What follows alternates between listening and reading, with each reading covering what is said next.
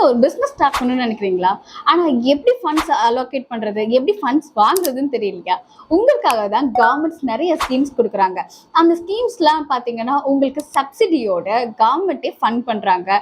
Even பேங்க்கே no சொல்ல முடியாத அளவுக்குலாம் நிறைய ஸ்கீம்ஸ் இருக்குது. அதில் ஒரு சிலதை நான் இன்னைக்கு சொல்கிறேன். First, prism. இது வந்து பார்த்தீங்கன்னா ஸ்டார்ட் அப் ஐடியாஸ்க்கு கொடுக்குறாங்க.